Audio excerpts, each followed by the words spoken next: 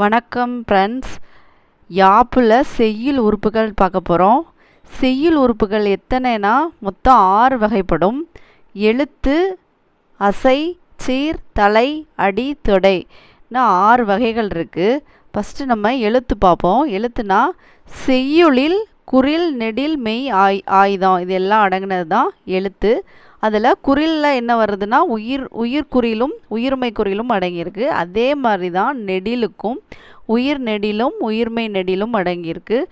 அடுத்து என்ன வருதுன்னா மெய் ஒற்று எனவும் சொல்லப்படும்னு சொல்லியிருக்காங்க. மெய்ங்கிறத ஒற்றுன்னு சொல்லியிருக்காங்க. ஆயுதத்தை மெய்யாக சொல்லியிருக்காங்க.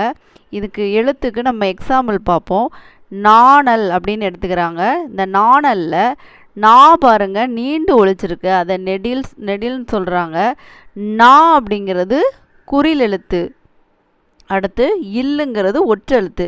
நம்ம முன்னாடியே பார்த்தோம், புள்ளி வச்ச எழுத்து மெய்யெழுத்தாக வந்திருக்கதை ஒற்றுன்னு தான் அவங்க சொல்லியிருக்காங்க. அதனால் இது ஒற்றெழுத்து. இப்போ எழுத்துங்கிறது சொல்லியாச்சு. நெக்ஸ்ட்டு அசைனா என்னன்னு பார்ப்போம். அசை அப்படின்னா எழுத்தானது தனியாகவோ அல்லது பல சேர்ந்தோ ஓசையுடன் பிரிந்து நிற்பதுக்கு பேர் தான் அசை எனப்படும். அசை எத்தனை வகைப்படும்னா நேரசை, நிறையசைன்னு 2 வகைப்படும். நேரசைனா என்னன்னு பார்ப்போம். குறில் தனித்தும் குறில் ஒற்றெடுத்தும் வருவது நேரசை. அடுத்து நெடில் தனித்தும் நெடில் ஒற்றெடுத்தும் வருவது நேரசை. இந்த மாதிரி நேரசையில் 2 விதமாக இருக்குது. அதை நம்ம எக்ஸாம்பிள் பார்ப்போமா. குறில் தனித்து வந்திருக்கு பார்த்தீங்கன்னா உங்களுக்கே தெரியுதா, கா தனித்து வந்திருக்கா. இன்னொன்று குறியில் இன்னொன்று எப்படி வந்திருக்கு அப்படின்னா ஒற்றுடன் வந்திருக்கு பார்த்தீங்களா. ஒரு குறில் எழுத்தும் ஒரு ஒற்றுடன் வந்திருக்கா, இதுக்கு பேர் தான் நேரசை. இதே மாதிரி நெடிலில் எப்படி வரும் நேரசை அப்படின்னா நெடிலையும் தனித்து வந்திருக்கு பாருங்கள்.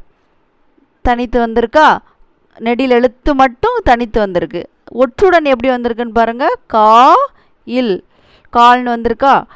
இவ்வளோதாங்க நேரசைக்கு எடுத்துக்காட்டு. அடுத்து நம்ம நிறையசை பார்ப்போம். நிறையசையில் குறில் இணைந்தும் குறில் இணைந்து ஒற்றும், குறில் நெடில் இணைந்தும் குறில் நெடில் இணைந்து ஒற்றும் வருவது நிறையசை. இப்போ நம்ம எக்ஸாம்பிள் பார்த்தா ஈஸியாக புரியும். குறில் இணைந்து வருதுன்னு சொன்னாங்களா பாருங்கள். 2 குறில் எழுத்து வந்திருக்கு, வெறும் குறில் எழுத்து மட்டும் வந்திருக்கு. இப்படி வந்தாலும் நிறையசை தான். அதே குறிலில் 2 குறிலோட ஒரு ஒற்று சேர்ந்து வரும் பாருங்கள். எக்ஸாம்பிள் பாருங்கள். 2 குறில் எழுத்து ஒரு ஒற்று எழுத்து வந்திருக்கு. இப்படி வந்தால் அது நிறையசை. நிறையசையில் இன்னொரு விதம் எப்படின்னா ஒரு குறில் எழுத்தும் ஒரு நெடில் எழுத்தும் வரும். வந்திருக்கா, ஒரு குறிலும் டா அப்படிங்கிறது நெடில் எழுத்து. அடுத்து பாருங்கள் குறில் நெடிலும் அதோட ஒற்றும் சேர்ந்து வரும். வந்திருக்கா, 2 ஒரு குறில் ஒரு நெடில் எழுத்து ஒரு ஒற்று. இப்படி வந்தால் நிறையசை. அடுத்து பார்ப்போம் சீர். சீர்கள்னா அசைகள் தனித்தும் இணைந்தும் கூடி அடிக்கு உறுப்பாக அமைவது சீர் எனப்படும். சீர் எத்தனை வகைப்படும்? 4 வகைப்படும். சில நேரங்களில் சீர் எத்தனை வகைப்படும், சீர் மட்டும் இல்லை எதெல்லாம் இத்தனை வகைப்படும்னு சொல்லியிருக்காங்களோ அதெல்லாம் கேட்பாங்க எத்தனை வகைப்படும்னு. அதெல்லாம் நம்ம தெளிவாக படித்து வச்சுக்கணும். எல்லாம் படிச்சிருப்போம், ஆனால் இது எத்தனை வகைப்படும் அப்படிங்கிறத மறந்துடுவோம். ஞாபகம் வச்சுக்கோங்க. சீர் 4 வகைப்படும். ஒவ்வொன்றா பார்ப்போம்.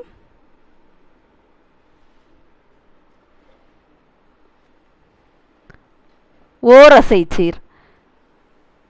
வெண்பாவின் ஈற்றில் நேரசை நிறையசில் ஏதேனும் ஒன்று தனித்து நின்று சீராய் அமையும்.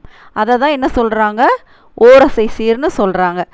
இப்போ நாளுக்கு 4 தான் நேர்னு சொல்கிறாங்க, மலர நிறைன்னு சொல்கிறாங்க, காசுனா நேர்வு, பிறப்புனா நிறைவு. ஏன்னா 4 வகை வாய்ப்பாடுகள் இதில் இருக்குது. இப்போ நம்ம ஒவ்வொன்றா அதுக்கு எக்ஸாம்பிள் பார்ப்போம். இப்போ பார்த்தீங்கன்னா செவியிர் சுவையுணரா வாயுணர்வின் மாக்கள் அவியினும் வாளினும் எண். இதில் பாருங்கள் எண்ணுங்க அப்படிங்கிறது நேர்னு சொல்கிறாங்க. இதுக்குரிய வாய்ப்பாடு நாள். நமக்கு ஏற்கனவே நம்ம நேர்னா என்ன அப்படின்னு நம்ம நேரசைனா என்னன்னு பார்த்துருக்கோம். ஒரு குறில் எழுத்தும் குறிலோட ஒரு ஒற்றும் சேர்ந்து வந்தால் அதுக்கு பேர் என்ன, நேரசைன்னு பார்த்தோம். இங்கே வந்திருக்கா, அங்கே சொன்ன மாதிரி வந்திருக்கா. அதனால இது நேர். அதுக்குரிய வாய்ப்பாடு நம்ம மெமரி பண்ணிக்கிடணும், நாள்.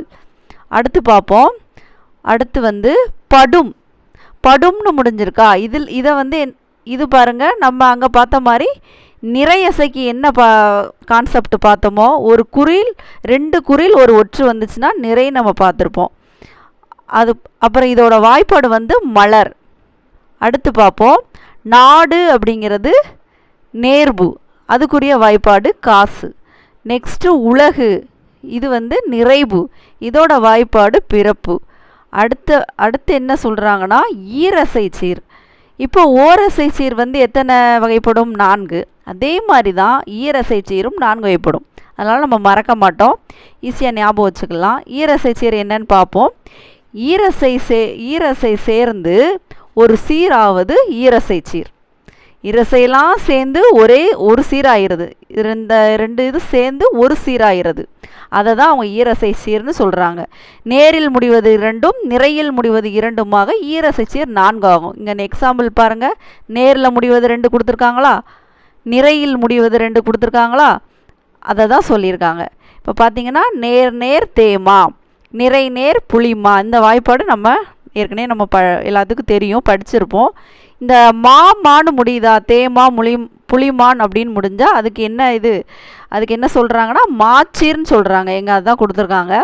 அடுத்து நிறை நிறை கருவிலம், நேர் நிறை கூவிலம்.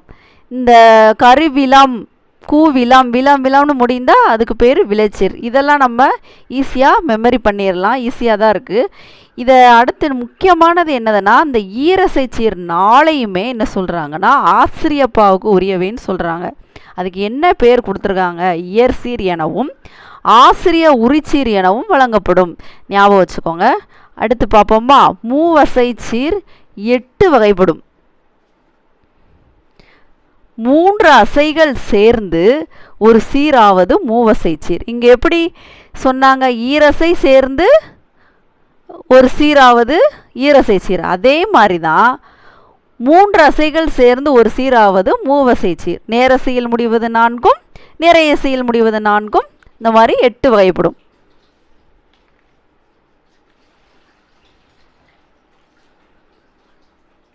காய்ச்சீர் 4ன்னு சொல்லியிருக்கோமா, காய்ச்சீர்கள் 4 எல்லாமே பாருங்கள் நேரில் முடிஞ்சிருக்கு. நேரில் முடிஞ்சாலே காய் அப்படின்னு ஞாபகம் வச்சுக்கோங்க.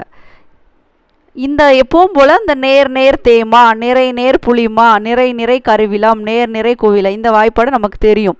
நேர்னு முடிஞ்சால் என்ன சொல்லியிருக்கோம்? காயின்னு சொல்லியிருக்கோம். அப்போ எல்லாத்துலேயும் காய் போட்டுக்கணும். தேமாங்காய், புளிமாங்காய், கருவிலங்காய், கூவிலங்காய். இப்போ இதெல்லாம் சேர்ந்து என்ன சொல்கிறாங்க? காய்ச்சீர். ஏன்னா காயில் தானே முடிஞ்சிருக்கு, அதனால் காய்ச்சீர்கள் 4. அடுத்து பார்ப்போம். இதெல்லாம் என் வெண்பாவுக்கு உரியதனால் வெண்பா, இதுக்குரிய என்ன பேர் கொடுத்துருக்காங்கன்னா வெண்பா உரிச்சீர் எனவும் சொல்லியிருக்காங்க. அடுத்து காய்ச்சீர் மாதிரி கனிச்சீர்கள் பார்ப்போம், அதுவும் 4 வகைப்படும். இப்போ இங்கே நேரில் முடிஞ்சிச்சா, அது மாதிரி கனிச்சீர்கள் வந்து நிறையில் முடிஞ்சிருக்கு.